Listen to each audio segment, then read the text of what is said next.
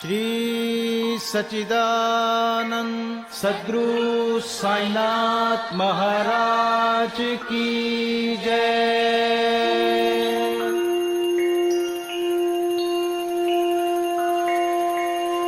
जो आया इस संसार में वो जाएगा एक रोज, वो भव सागर तर जाएगा जो थामेगा साईं डोर।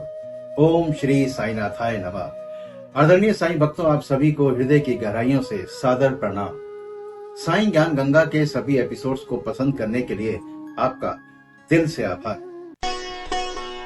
समस्त साईं भक्तों के लिए ये एपिसोड एक बहुत ही अहम एपिसोड है। इसमें वर्णन होगा कि किस प्रकार बाबा महासमाधि की ओर अग्रसर हुए। आवागमन के चक्र से इस संसार में कोई भी वंचित नहीं है। इसी बात को समझाने के लिए बाबा ने स्वयं महासमाधि ली।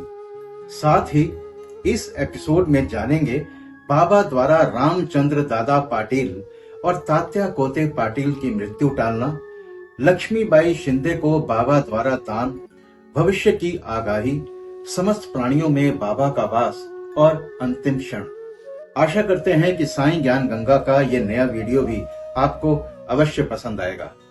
पसंद आने पर आप वीडियो को लाइक कीजिएगा, ज्यादा से ज्यादा शेयर कीजिएगा, और यदि आप हमसे नए जुड़े हैं और आपने अभी तक हमारे चैनल को सब्सक्राइब नहीं किया है तो प्लीज अभी सब्सक्राइब कीजिएगा। और अगर आप पहले ही हमारे चैनल को सब्सक्राइब कर चुके हैं तो मैं आपका दिल से शुक्रिया अदा करता हूँ। तो आइए शुभारंभ करते हैं साईं ज्ञान गंगा के 48वें एपिसोड में श्री साईं सच्चरित्र के अध्याय 42 का। पिछले अध्यायों की कथाओं से ये स्पष्ट प्रतीत होता है कि गुरु कृपा की केवल एक किरण ही भव सागर के भय से सदा के लिए मुक्त कर देती है तथा मोक्ष का पथ सुगम करके दुख को सुख में परिवर्तित कर देती है। यदि सद्गुरु के मोह विनाशक पूजनीय चरणों का सदैव स्मरण करते रहोगे तो आपके समस्त कष्टों और भव सागर के दुखों का अंत होकर जन्म मृत्यु के चक्र से छुटकारा हो जाएगा। इसीलिए जो अपने कल्याणार्थ चिंतित हों उन्हें साईं समर्थ के अलौकिक मधुर लीलामृत का पान अवश्य करना चाहिए। ऐसा करने से उनकी मति शुद्ध हो जाएगी। प्रारंभ में डॉक्टर पंडित का पूजन तथा किस प्रकार उन्होंने बाबा को त्रिपुंड तिलक लगाया, इसका उल्लेख मूल ग्रंथ में किया गया है। इस प्रसंग का वर्णन 11वें अध्याय में किया जा चुका है, इसलिए यहाँ उसको रिपीट करना उचित नहीं। लेकिन आपके रेफरेंस के लिए हम डिस्क्रिप्शन बॉक्स में उसका लिंक दे रहे हैं। आप उस लिंक को क्लिक करके उसका आनंद ले सकते हैं। नहीं संभव बिनु गुरु कृपा, मोक्ष मुक्ति नहीं पाए। गुरु कृपा की किरण से भव सागर तरी जाए, भव सागर तरी जाए। साईं ओम, साईं ओम, साईं ओम, साईं ओम।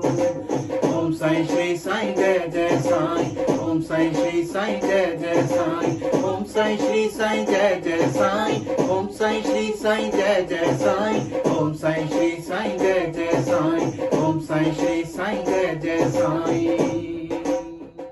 अब बात भविष्य की आगाही की। आपने अभी तक केवल बाबा के जीवन काल की ही कथाएं सुनी है। अब आप ध्यान पूर्वक बाबा के निर्वाण काल का वर्णन सुनिए। 28 सितंबर सन 1918 को बाबा को साधारण सा ज्वर आया। ये ज्वर 2-3 दिन तक रहा। इसके उपरांत ही बाबा ने भोजन करना बिल्कुल त्याग दिया। इससे उनका शरीर दिन प्रतिदिन क्षीण एवं दुर्बल होने लगा। 17 दिनों के पश्चात अर्थात 15 अक्टूबर सन 1918 को दोपहर 2:30 पर बाबा ने अपना शरीर त्याग दिया। ये समय प्रोफेसर जी नार्के के तारीख 5 नवंबर 1918 के पत्र के अनुसार है, जो उन्होंने दादा साहेब खापर्डे को लिखा था और उस वर्ष की साईं लीला पत्रिका प्रथम वर्ष के 7-8 पृष्ठ पर प्रकाशित हुआ था। इसके 2 वर्ष पूर्व ही बाबा ने अपने निर्माण के दिन का संकेत कर दिया था, परंतु उस समय कोई भी समझ नहीं सका। घटना इस प्रकार है। विजयादशमी के दिन जब लोग संध्या के समय सीमोल्लंघन से लौट रहे थे, तो बाबा सहसा ही क्रोधित हो गए। सिर पर कपड़ा, कफनी और लंगोटी निकालकर उन्होंने उसके टुकड़े टुकड़े करके जलती हुई धूनी में फेंक दिए। बाबा के द्वारा आहुति प्राप्त कर धूनी दुगनी प्रज्वलित होकर चमकने लगी और उससे भी कहीं अधिक बाबा के मुखमंडल की कांति चमक रही थी। वे पूर्ण दिगंबर खड़े थे और उनकी आंखें अंगारे के समान चमक रही थी। उन्होंने आवेश में आकर उच्च स्वर में कहा, लोगों, आओ, यहां आओ। मुझे देखकर पूर्ण निश्चय कर लो कि मैं हिंदू हूं या मुसलमान। आओ। सभी भय से कांप रहे थे। किसी को भी उनके समीप जाने का साहस नहीं हो रहा था। कुछ समय बीतने के पश्चात उनके भक्त ठाकुरजी शिंदे, जो महारोग से पीड़ित थे, साहस कर बाबा के समीप गए और किसी प्रकार उन्होंने उन्हें लंगोटी बांध दी और उनसे कहा कि बाबा, ये क्या बात है? देव, आज दशहरा सीमोल्लंघन का त्योहार है। तब उन्होंने जमीन पर सटका पटकते हुए कहा, ये मेरा सीमोल्लंघन है। लगभग 11 बजे तक भी बाबा का क्रोध शांत ना हुआ और भक्तों को चावड़ी जुलूस निकलने में संदेह होने लगा। 1 घंटे के पश्चात वे अपनी सहज स्थिति में आ गए और सदा की भांति पोशाक पहनकर चावड़ी जुलूस में सम्मिलित हो गए, जिसका वर्णन पहले ही किया जा चुका है। इस घटना द्वारा बाबा ने इंगित किया कि जीवन रेखा पार करने के लिए दशहरा ही उचित समय है, परंतु उस समय किसी को भी उसका असली अर्थ समझ में न आया। बाबा ने और भी अन्य संकेत किए जो यहाँ प्रस्तुत किए जा रहे हैं। साईं ने यह रूप धरी, दे डाला संकेत, देख दिगंबर रूप मम, हिंदू मुस्लिम छे, हिंदू मुस्लिम छे। दिन विजयादशमी चुना महासमाधि योग, अर्पित सब धूनी किया, समझ न पाए लोग, समझ न पाए लोग। साईं ओम, साईं ओम, साईं ओम, साईं ओम। ओम साईं श्री साईं जय जय साईं, ओम साईं श्री साईं जय जय साईं, ओम साईं श्री साईं जय जय साईं, ओम साईं श्री साईं जय जय साईं, ओम साईं श्री साईं जय जय साईं, ओम साईं श्री साईं जय जय साईं। कुछ समय के पश्चात रामचंद्र पाटिल बहुत बीमार हो गए। उन्हें बहुत कष्ट हो रहा था। सब प्रकार के उपचार किए गए, परंतु कोई लाभ ना हुआ और जीवन से हताश होकर वे मृत्यु के अंतिम क्षणों की प्रतीक्षा करने लगे। तब एक दिन मध्याह्न रात्रि के समय बाबा अनायास ही उनके सिरहाने प्रकट हुए। पाटिल उनके चरणों से लिपट कर कहने लगे कि मैंने अपने जीवन की समस्त आशाएं छोड़ दी हैं। अब कृपा कर मुझे इतना तो निश्चित बतलाइए कि मेरे प्राण अब कब निकलेंगे। दया सिंधु बाबा ने उनसे कहा, घबराओ नहीं, तुम्हारी हुंडी वापस ले ली गई है और तुम शीघ्र ही स्वस्थ हो जाओगे। मुझे तो केवल तात्या का भय है कि सन 1918 में विजयादशमी के दिन उसका देहांत हो जाएगा, किंतु ये भेद किसी से प्रकट न करना और ना ही किसी को बतलाना, अन्यथा वो अधिक भयभीत हो जाएगा। रामचंद्र अब पूर्ण स्वस्थ हो गए, परंतु वे तात्या के जीवन के लिए निराश हुए। उन्हें ज्ञात था कि बाबा के शब्द कभी असत्य नहीं निकल सकते और 2 वर्ष के पश्चात ही तात्या इस संसार से विदा हो जाएगा। उन्होंने ये भेद बाला शिंपी के अतिरिक्त किसी से भी प्रकट न किया। केवल 2 ही व्यक्ति रामचंद्र दादा और बाला शिंपी तात्या के जीवन के लिए चिंताग्रस्त और दुखी थे। रामचंद्र ने शैया त्याग दी और वे चलने फिरने लगे। समय तेजी से व्यतीत होने लगा। शक 1840 का भाद्रपद समाप्त होकर अश्विन मास प्रारंभ होने ही वाला था कि बाबा के वचन पूर्णतः सत्य निकले। तात्या बीमार पड़ गए और उन्होंने चारपाई पकड़ ली। तात्या की स्थिति इतनी गंभीर हो गई कि वे अब बाबा के दर्शनों को जाने के लिए भी असमर्थ हो गए। इधर बाबा भी ज्वर से पीड़ित थे।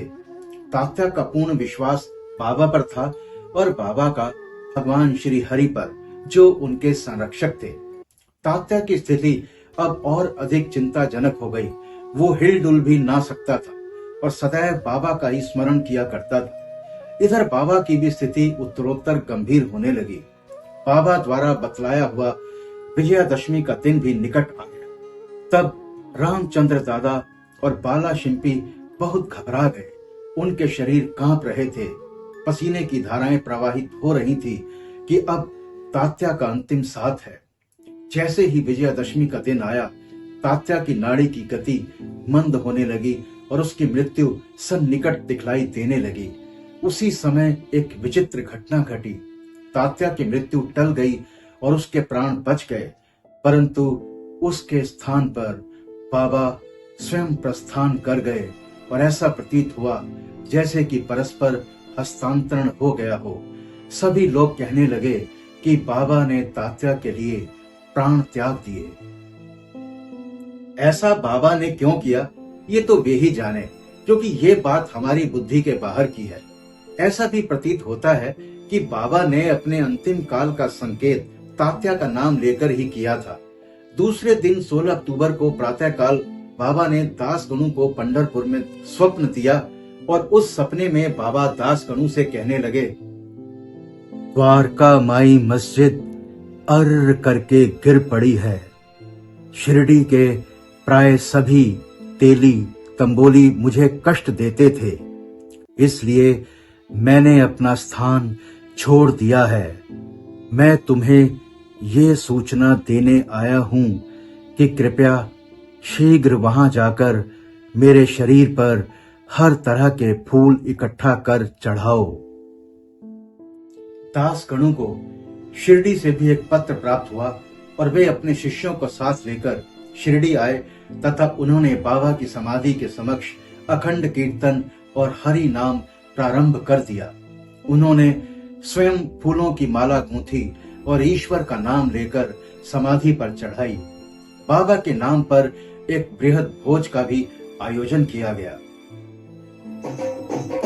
महासमाधि पूर्व ही प्रभु दीने संकेत, साई भाषा गूढ़ थी, भक्त रहे न सचे, भक्त रहे न सचे। तात्या के रक्षक हुए, साईं रखा यह ध्यान, भक्त न पावे कष्ट कछु, जब हो अंतर ध्यान, जब हो अंतर ध्यान। साईं ओम, साईं ओम, साईं ओम, साईं ओम साईं श्री साईं जय जय साईं, ओम साईं श्री साईं जय जय साईं, ओम साईं श्री साईं जय जय साईं, ओम साईं श्री साईं जय जय साईं, ओम साईं श्री साईं जय जय साईं, ओम साईं श्री साईं जय जय साईं। अब कथा लक्ष्मीबाई शिंदे को बाबा द्वारा दान दिए जाने की। विजयादशमी का दिन हिंदुओं को बहुत शुभ है और सीमोल्लंघन के लिए बाबा द्वारा इस दिन का चुना जाना सर्वथा उचित ही है। इसके कुछ दिन पूर्व से ही उन्हें अत्यंत पीड़ा हो रही थी, परंतु आंतरिक रूप में वे पूर्ण सजग थे। अंतिम क्षण के पूर्व वे बिना किसी की सहायता लिए उठकर सीधे बैठ गए और स्वस्थ दिखाई पड़ने लगे। लोगों ने सोचा कि संकट टल गया और अब भय की कोई बात नहीं है तथा अब वे शीघ्र ही निरोग हो जाएंगे, परंतु वे तो जानते थे कि अब मैं शीघ्र ही विदा लेने वाला हूं और इसलिए उन्होंने लक्ष्मीबाई शिंदे को कुछ दान देने की इच्छा प्रकट की। समस्त प्राणियों में बाबा का वास है। लक्ष्मीबाई एक उच्च कुलीन महिला थी। वे द्वारकामाई मस्जिद में बाबा की दिन रात सेवा किया करती थी। केवल भगत महलसापति, तात्या और लक्ष्मीबाई के अतिरिक्त रात को द्वारकामाई की सीढ़ियों पर कोई नहीं चढ़ सकता था। एक बार संध्या समय जब बाबा तात्या के साथ द्वारकामाई में बैठे हुए थे, तभी लक्ष्मीबाई ने आकर उन्हें नमस्कार किया।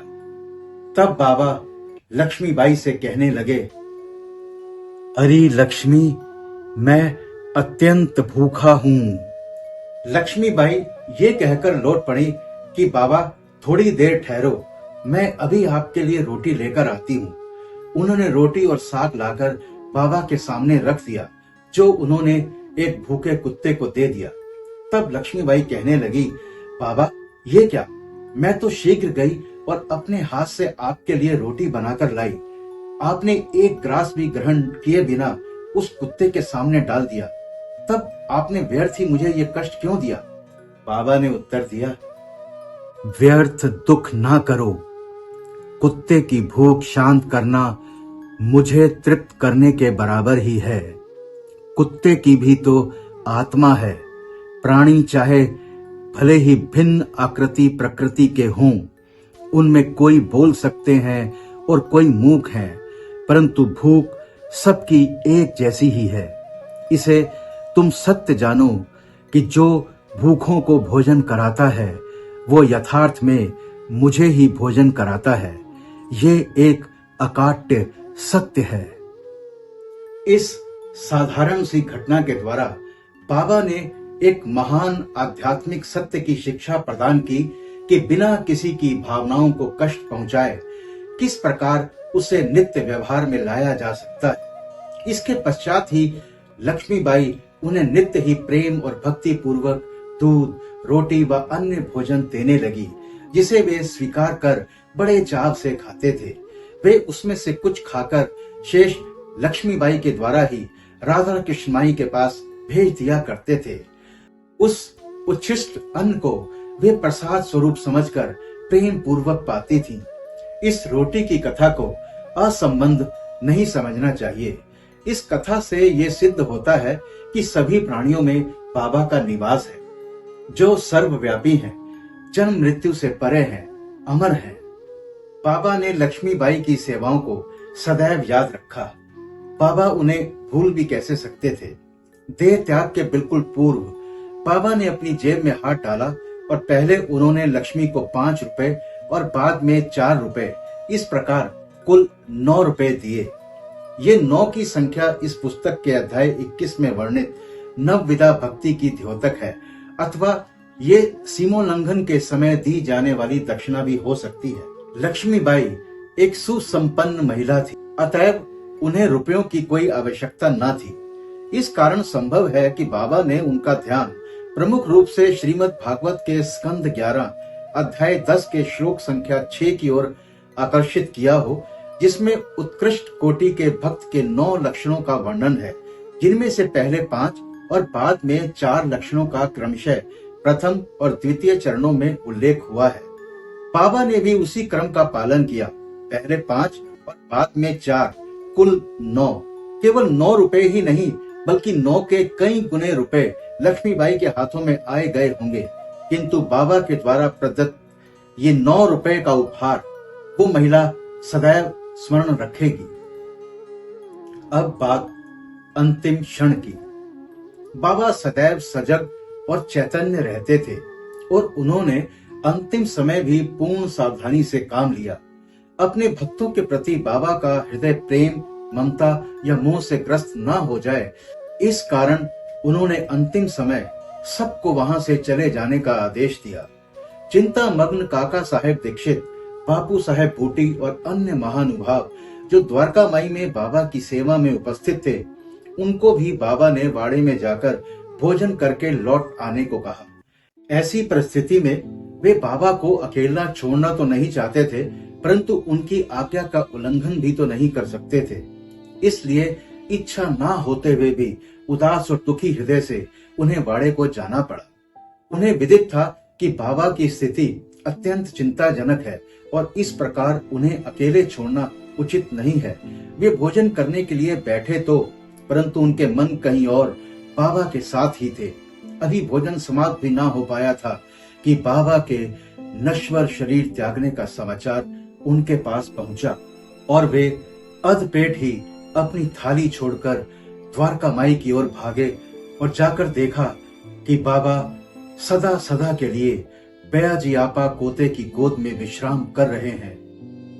ना वे नीचे लुढ़के और ना शैया पर ही लेटे, अपने ही आसन पर शांति पूर्वक बैठे हुए और अपने ही हाथों से दान देते हुए उन्होंने ये मानव शरीर त्याग दिया। संत स्वयं ही देह धारण करते हैं तथा कोई निश्चित ध्येय लेकर इस संसार में प्रकट होते हैं और जब ध्येय पूर्ण हो जाता है तो वे जिस सरलता और आकस्मिकता से प्रकट होते हैं उसी प्रकार लुप्त भी हो जाया करते हैं। महासमाधि में साईं पायो महाविराम, लीला भक्तन हित रची सब नैना अभिराम, सब नैना अभिराम। पंच तत्व काया रही बदल दिया वह वे, साईं घट घट व्याप्त हैं यह दीनों उपदेश, यह दीनों उपदेश। साईं ओम, साईं ओम, साईं ओम, साईं ओम।